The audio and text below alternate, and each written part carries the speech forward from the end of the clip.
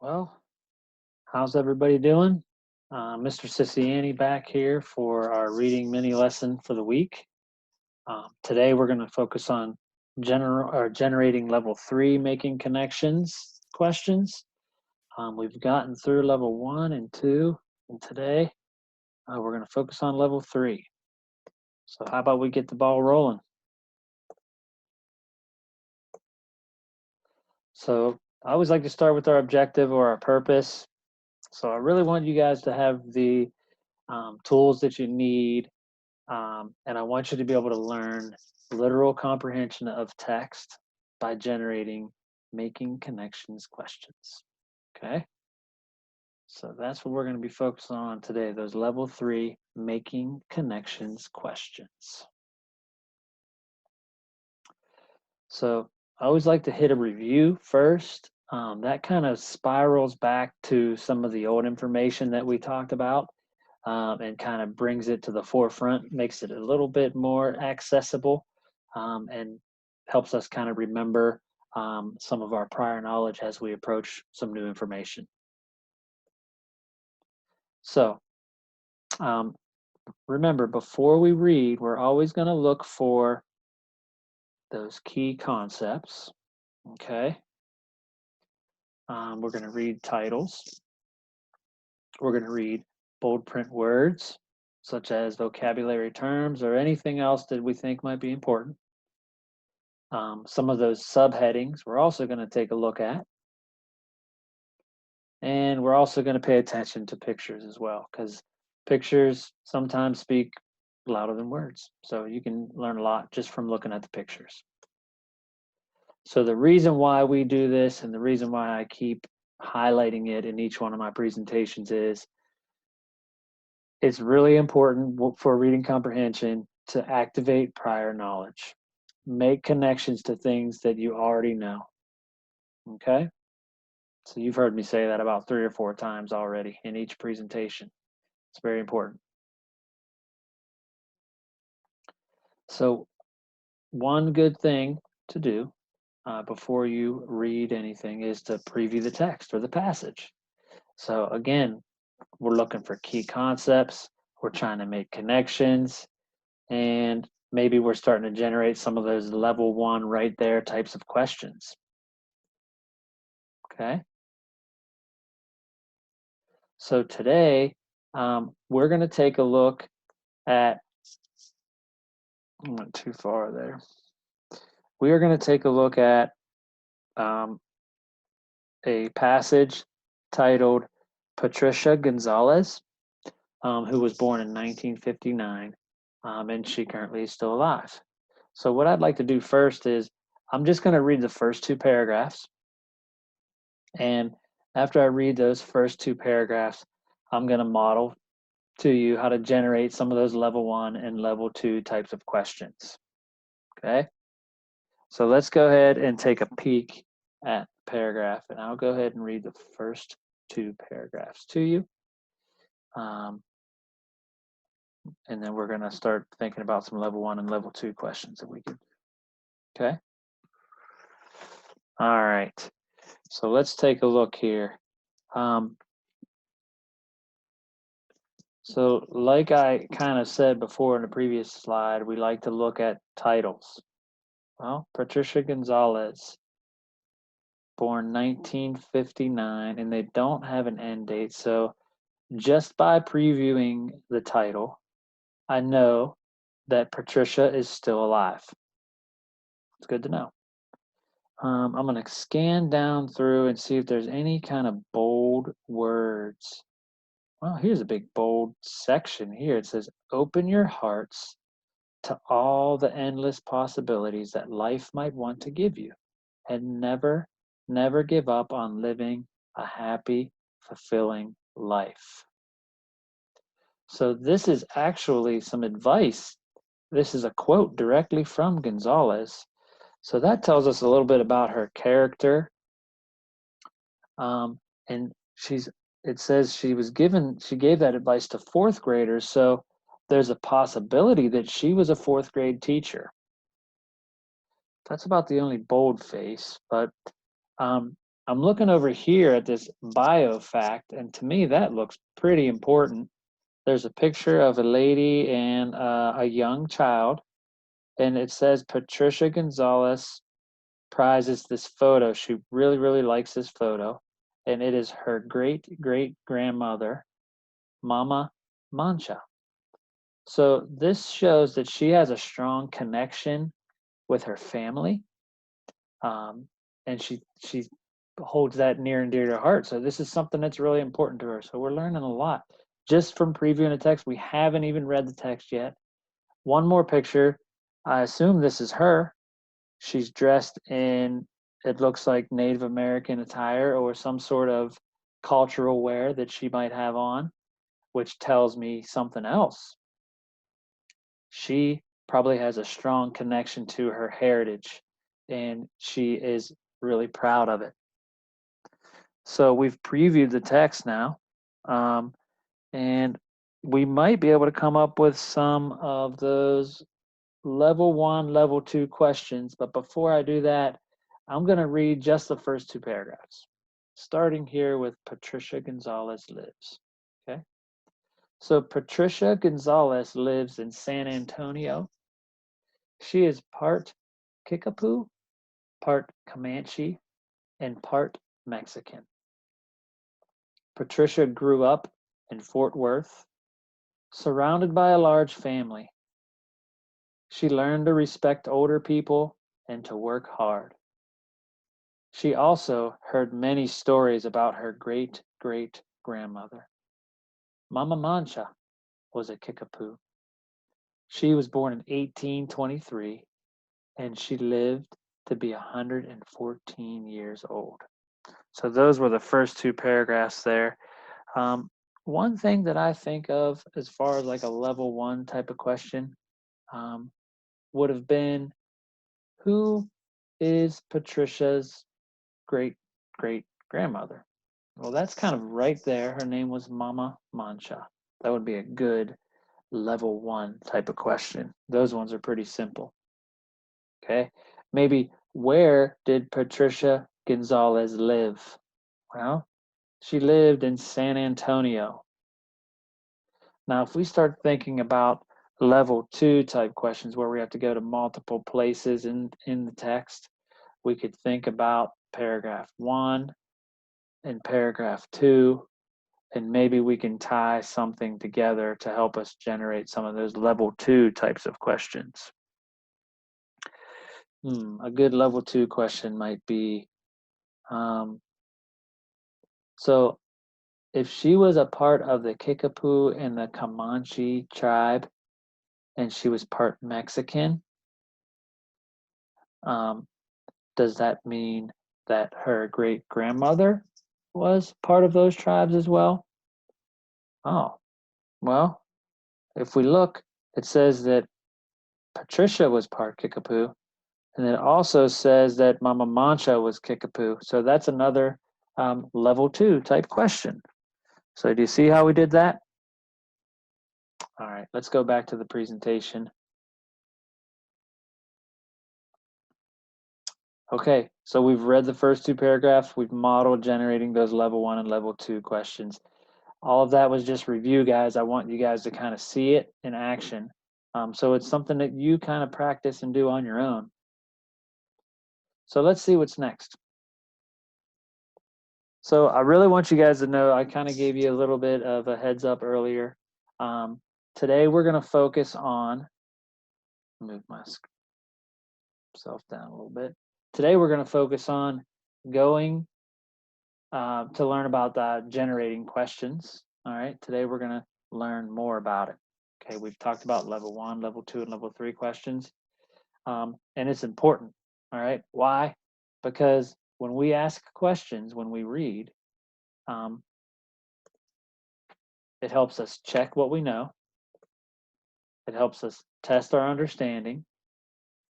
And it also helps us to remember important information about what we read. So once again, there's different types of questions, and we've covered level 1 and level 2. Level 1, right there, types of questions. Those are some things that I modeled for you. right there in the text, you can find them. They can be found word for word in the text. Level 2, you have to look at multiple parts of the text. They can be answered by looking in the text, but they also require one or more sentences. And these questions you have to look in more than one place. Now, today, we're going to focus on making connections questions. And those ones cannot be answered by using text only. These answers require you to think about what you just read. They require you to think about what you already know. And they also require you to think about how they fit together. Okay? So we're going to explore some level 3 making connections questions. So I want you guys to remember, like I said, that you can ask several different types of questions, and that understanding the different types of questions will make it easier for you to find the answers.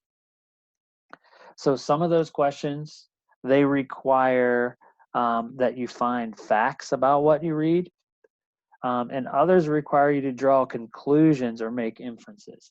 And that's going to be kind of what we're focusing on today, drawing conclusions and making those inferences.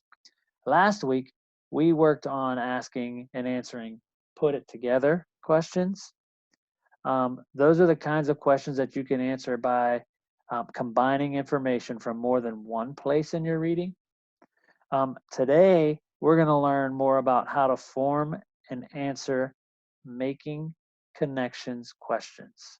So when you're answering making connections questions, you got to use information that you already know along with information from the reading. Okay? Teachers ask many making connections questions because good readers connect what they are reading with information that they already know. So that's what we're going to focus on today. So I'd like to do a little modeling and some teaching for you guys. So before we start doing that, I want to tell you a few things. Making connections questions, they're different. They're different from right there, and they're different from putting it together questions. What makes them different or why?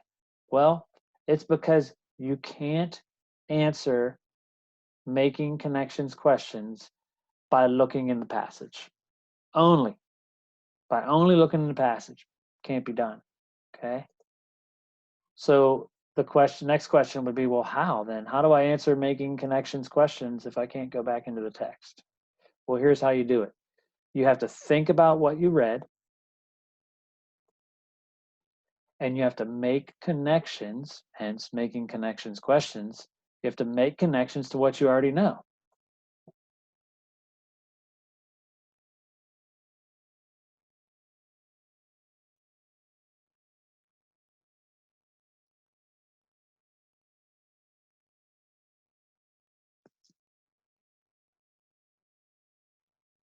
All right.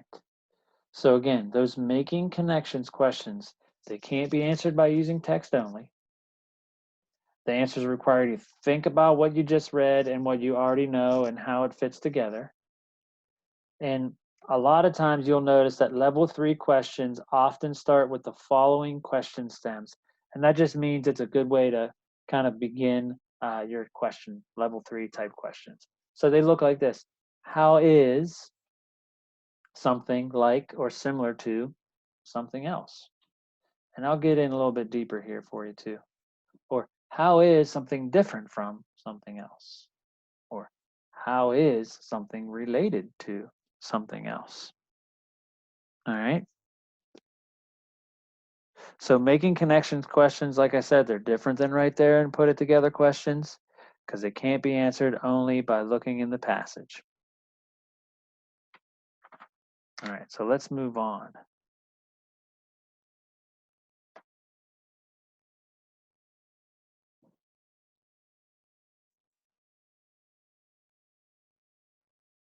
Okay, so let's do some more modeling. Let's model some of those specific level 3 questions, making connections questions for you. Again, we're going to look at Patricia Gonzalez, the article, Patricia Gonzalez. We're going to read through the entire passage now, not just the first 2 paragraphs. We're going to talk about some of the important ideas, and we are also going to I'll model for you how to generate some of those level 3 questions. So let's go back to the passage. First, we're going to read the whole thing. Okay. So Patricia Gonzalez, 1959. Patricia Gonzalez lives in San Antonio.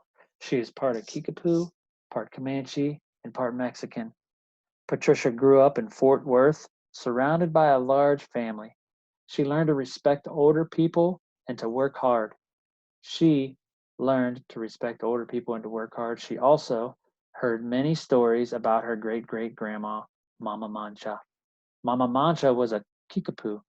She was born in 1823. She lived to be 114 years old.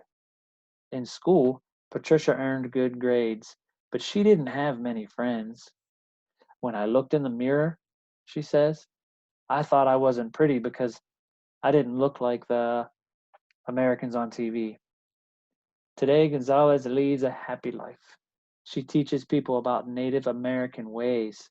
She is also an award-winning newspaper columnist. Gonzalez says that she found success because I follow my heart and because I believed in justice. I had a purpose on this earth. Gonzalez has this advice for fourth graders. Open your hearts to all the endless possibilities that life might want to give you, and never, never give up on living a happy and fulfilling life. I'll head back to what we were looking at. So we read the passage. Let's talk about some important ideas now, okay? So the passage about Patricia Gonzalez, it talks about a woman, okay, who is alive today. We learned that from our preview, right? And who is part Kickapoo, part Comanche, and part Mexican. Those are all kind of right there types of level 1 things, right? So in order to write a level 3 question, what I have to do is I have to ask about something that's related to what I've read, but that I have to think a little bit more about. So one question that I have about this passage is, now remember I used my STEM, all right? How is this passage related to the other passages in the People of the Mountains and the Plains lesson? So if we went back to the very, very beginning, the name of this whole segment was Mountains and Plains lesson, okay? So to answer this question, what I have to do is to think about what we've read, what we already read, and to relate it to what we learned today. So we've read about different groups that lived in the mountains and the plains areas of Texas. So this was a long time ago, all right? Today, we're reading about Patricia Gonzalez, who is a descendant of several of these groups, which we previously read about. So, and she's still alive today. So in order to answer my level 3 question, I'm going to remind you what that question was. How is this passage related to other passages in the People of Mountains and Plains lesson? So I think that this passage is related to the other passages in this lesson because the authors want us to know that there are people living today who are related to those same groups of people who lived in Texas a long time ago. So I just modeled for you how to generate and answer some level 3 types of questions. So some other questions that you might come up with would maybe start with like, how is this passage different from some of the previous lessons that we've talked about? Or maybe, how is this passage like or similar to some of the stuff that we've already read or previously talked about? So just a quick reminder, guys. So those level 3 making connections questions, they cannot be answered by using text only. The answers require you to think a little bit more about what you just read, what you've already know and how it fits together. Using these stems, how is it like or similar to? How is it different from? How is it related to? Can't be answered using text alone. You guys can read the rest of that. Okay. So I feel pretty comfortable that I've modeled it for you, and I hope you guys start putting some of these things into practice and using these tools that we've been talking about the past few weeks. Next week, our reading mini lesson is going to change a little bit. It's going to be a little bit different. We're going to be talking about what we do during our reading, while we're reading, in the process of reading. And we're going to talk about a mental imagery log. So this is something that you can use in any subject area. It doesn't have to just be language arts. It can be in anything. And even when you're reading for personal pleasure, you can use the mental imagery log. But we'll get into that next lesson. So hopefully all this information is helpful for you guys. Hang in there, keep working hard. Look forward to kind of seeing you guys back in school in the fall. So hope everybody's staying healthy, and we will see you next week.